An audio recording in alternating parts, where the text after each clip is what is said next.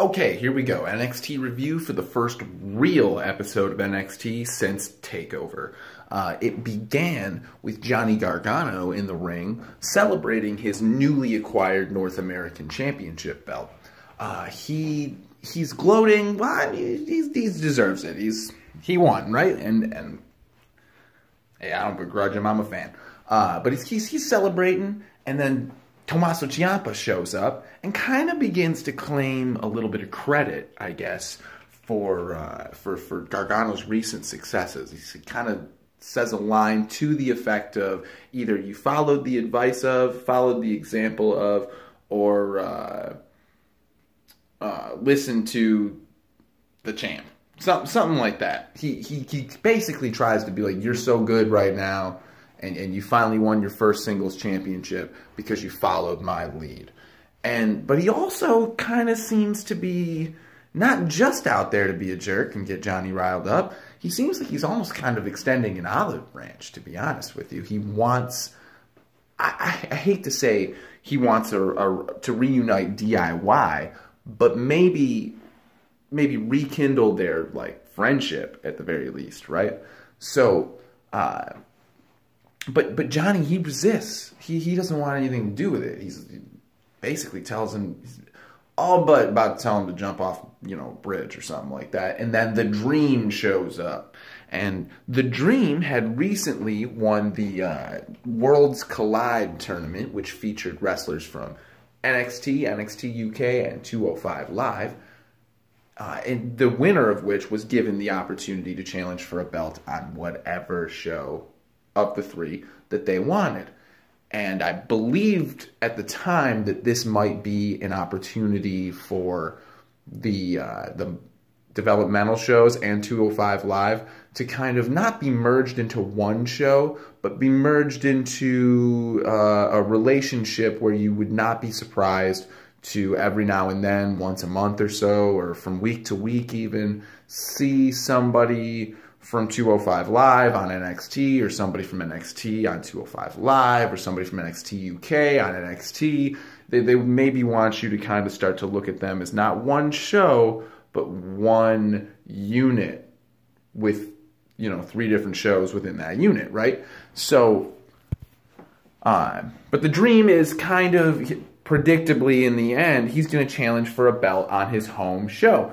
And the belt that he wants is Johnny Gargano's North American Championship. It looks like he comes out there, maybe challenge, he wants to take on Tommaso Ciampa again for Goldie. And then Tommaso Ciampa thinks so too. But Velveteen Dream tells Ciampa to get out of his face. He's not interested in Ciampa anymore. That Ciampa is not a part of the Dream, okay? And that he wants to take on Gargano. And he goes out there and he challenges Gargano to a fight. And we're going to get that fight, but not for 2 weeks. Anyway, that's fine. I believe I heard a spoiler about that fight, but I also later heard that they filmed multiple endings so that if any spoilers got out, you would be unsure what exactly happened. So maybe I didn't get it spoiled for me. Either way, it's about the journey, right? I don't know move for move what's going to happen in that match, so I'm still really, really pumped for it. That's 2 great performers. After that spot, we have a spot with Adam Cole and Ricochet backstage in the Performance Center. And Ricochet is about to be interviewed, and Adam Cole comes up and is like, I'm way more deserving of being interviewed. Wouldn't you rather interview me? To which Ricochet eventually comes out. He was getting his picture taken. He was posing. He's posing in the back, and there were flash bulbs going off. And so Ricochet eventually comes out, and he says, I beat you. I beat you for the North American Championship when I had it. How are you better than me?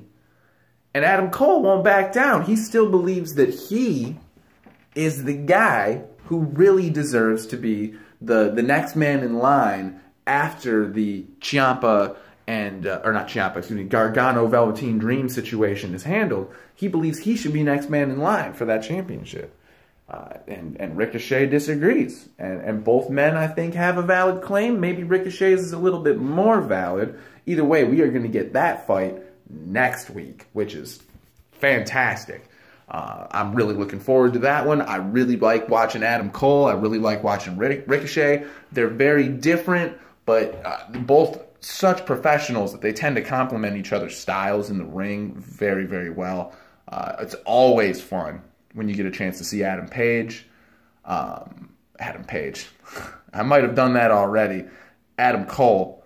Yeah, their names get confused a lot. I'm not the only one that does it. If I did it already twice, 3 times. Anytime I say Adam Page, I meant Adam Cole.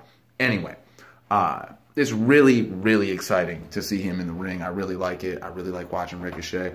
That'll be a good fight. I have a feeling that if Ricochet wins that fight, that means that Johnny Gargano is going to lose to the Velveteen Dream and lose his championship belt, because we just literally at TakeOver just saw Johnny Gargano and Ricochet. I don't think we're that hungry to see that fight again. I think that's part of the whole the McMahon saying there's no more guaranteed title rematches and stuff. That's part of that. We don't always want to see the same people. Sometimes we want to see a new matchup. We just saw Gargano and Ricochet. If Ricochet wins this match with Adam Cole, what are the chances, right? Like, what are the chances they're going to just throw those two back in the ring again? I don't think so. I think that means that what you would actually be seeing in the next, the following North American Championship match is Velveteen Dream and Ricochet. I think that would be more likely if Ricochet wins this match. If Adam Cole wins this match, I don't think you have any idea what's going to happen in the Gargano Velveteen Dream match. Because it could be either way at that point, right? Like, we haven't seen... That wouldn't be a redoing of a match that we'd seen super recently. So, that's my feelings about that match. We'll see next week how that actually ends up going down and how that ends. I'll be excited to see either way. I kind of hope Adam Cole wins, just because I feel like that gives me... That keeps my suspense together when it comes to who's going to win the match in 2 weeks between the Velveteen Dream and Johnny Gargano. The next match of the night was this dude named Mansoor versus Riker. And Mansoor was just getting abused the whole time. It was pretty much a squash match. There was really only one spot of note that was pretty cool. Mansoor went to go off the middle rope for like an overhead smash kind of thing, and Riker sort of caught him midair with a spear, and it was a pretty good spot, pretty violent looking spot. And then Riker's finishing move is like a modified spine buster of some kind. The match was pretty much over right when he hit that spear I was talking about, but he picked him up and did that spine buster before he pinned him, just for good measure. And then he did another one right after he pinned him, just for even better measure. So that was, like I said, that was totally a squash match and not all that entertaining, right? Yeah, I don't really have too much else to say about that one. Maybe they're just trying to get them Sons of Anarchy. No, that's not their names. Forgotten Sons, right. Just trying to get them dudes on screen a little bit more. Maybe this Mansoor guy will eventually be somebody we see a little bit more of, but that wasn't a very good way to start off a character. Just getting totally squashed by some dude that, in my opinion, I don't really care about that dude. That Jackson Riker, I don't really care about that dude. So then Drew Gulak is on NXT for some reason. Like, what? Which harkens back to what I said earlier about the 205 Live Worlds Collide tournament thing, where maybe this is going to be kind of regular. Like, Drew Gulak, 205 Live fame, showing up on NXT to cause a ruckus, right? So maybe this is going to be a more regular thing from here on out. And so his opponent, though, is some dude named, I have to read this because I wrote it down, Eric Bugenhagen. Who's he? He screams it's supposed to be some kind of rock or metal, like power metal, like kind of thing, but it's really not. Not that what I just did is, but what he was doing was not either. And he's, at one point in time, he tries to play Drew Gulak like a guitar. Like, this dude is ridiculous. And I don't even know what Drew Gulak is even doing here. Bugenhagen takes a springboard, like, double kick right to the face. I mean, he can sell, I guess, that's for sure. And I'm getting a little agitated at this point because it seems like this is stupid squash match number 2 of the night in only an hour of television. But then Gulak, after squashing Bugenhagen, he gets on the mic and he asks for anybody who really wants a fight. And he's like, I can't believe you gave me this clown to fight. And I gotta be honest with you, I agree. I can't believe they gave him that clown to fight, or I could not at the time when I was watching it, you know. So he says, well, who wants a fight? Like, any of you out there really want to fight, bring it on. Who wants a fight, right? And the fight he gets, Matt Riddle comes out, just, bro. And this is a good match. I'm going to break down a little bit of what happens in it, but, I mean, suffice to say, this might have been match of the week for WWE television. Like, I'm having trouble thinking of a better one. I don't have my Raw notes and my SmackDown notes out in front of me right now. So I'm not 100% sure that this is absolutely match of the week, but it's the one that's standing out in my memory the most right now. So they start the match out for a good few minutes, and it looks more like something you'd see in like MMA or Brazilian Jiu-Jitsu. They are rolling on the ground. I mean, I can identify at times something that looks like half guard, something that looks like a sweep. Like, and I'm not any kind of MMA expert. I just, you know, like to watch UFC and play those video games, so I kind of know a little bit of what I'm looking at from like a fan perspective, not from anybody who could like try to break down like an MMA match and tell you what's really going on in it. Just as a fan, I can watch it and not be lost when they're wrestling on the ground. I'm not one of those people that needs to see a stand-up fight to appreciate it. So this was actually really cool. I think this was, you don't normally see this in WWE wrestling. This really looked like Brazilian Jiu-Jitsu, to the point, you know, that some MMA fan, like Hart, or somebody who's an actual practitioner of that kind of stuff, which I'm not, would probably disagree and say that it didn't look good at all. But just from like as a wrestling fan, this looked really good. This was really cool. A lot of really smooth ground wrestling, a couple of quick kick out cover transitions between the two of them, and a couple of submission attempts. Then Riddle gets up and just hits a huge kick, and then he just kind of drops a senton on Drew Gulak. Lots of great, Gulak kind of counters a running strike with a drop kick that hits hard and gets sold just fantastically, right?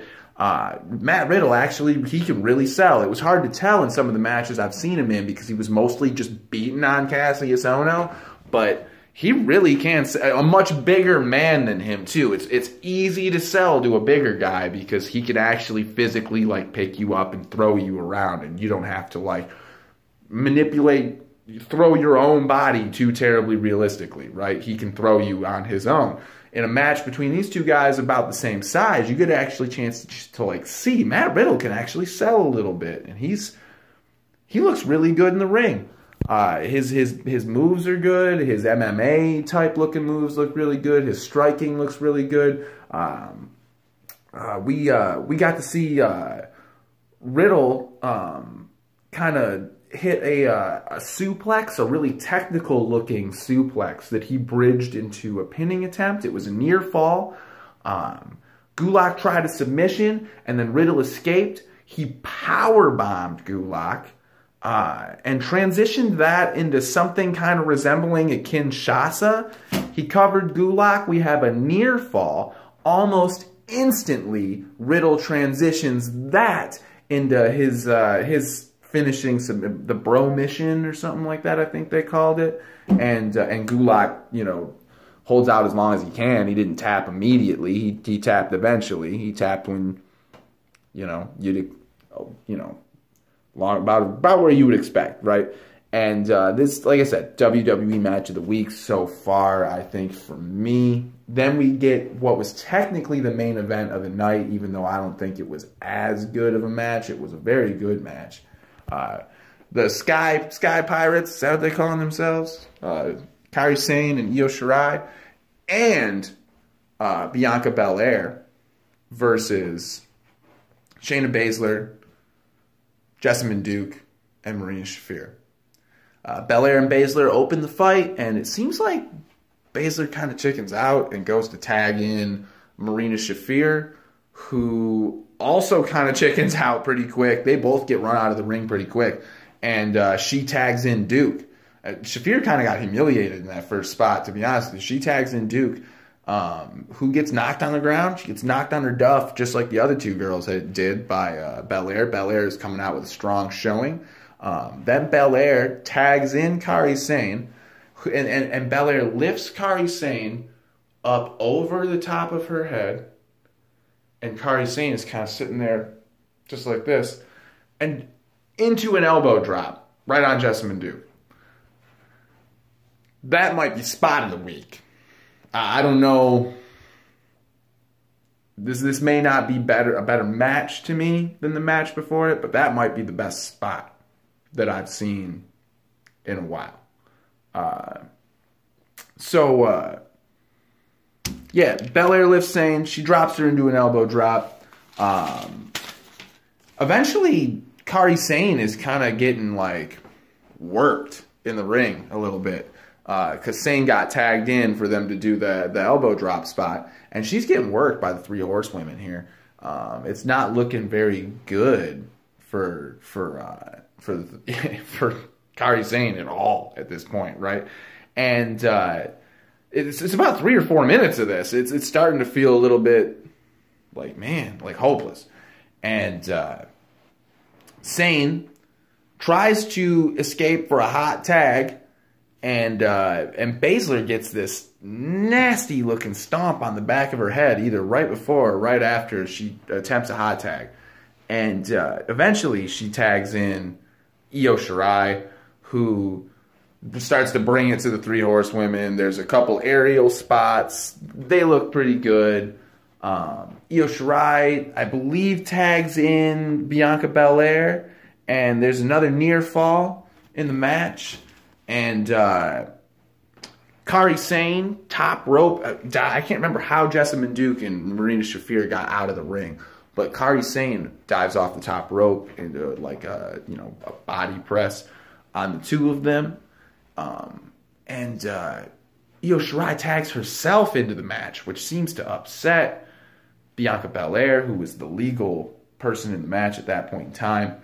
And Io Shirai does a top rope move of some sort, and right on top of, I believe it was Bianca Belair that she pinned. Yeah, it was. And that's I think also why, or not Bianca Belair, excuse me, Shayna Baszler. And that's why Bianca Belair was so upset, is because she wanted that revenge against Baszler, right? So that was the end of the match. Shirai hit the long way down or something like that, and that was it. That was the end of the match. And Belair, they're all the Sky Princess, the Sky Pirates, excuse me, are all they're celebrating. They're happy in the ring. Bianca Belair, not so much. She looks nonplussed to be there at this point, and like she's upset that she got her thunder stolen and her chance for redemption against Shayna Baszler stolen right out from underneath her. Anyway, this is a good NXT. I thought it was going to be a little bit... I was a little bit worried in the middle when I thought we were getting 2 squash matches right in a row, and that ended up turning into a cool spot with Drew Gulak. I'm excited to see maybe more of him on NXT. I'm excited to see maybe some of Matt Riddle over on 205 Live. it could be pretty cool. And I kind of called for this in a video a couple weeks ago where I said maybe they should combine them and make it 2 hours. I don't think that's what's going to happen, but I like that there's a little bit more interaction and a little bit more interplay between them. That'll be neat to see. Anyway, NXT was really good. I'm looking forward to next week even more. That championship match has me excited. All right, I'll see you guys soon.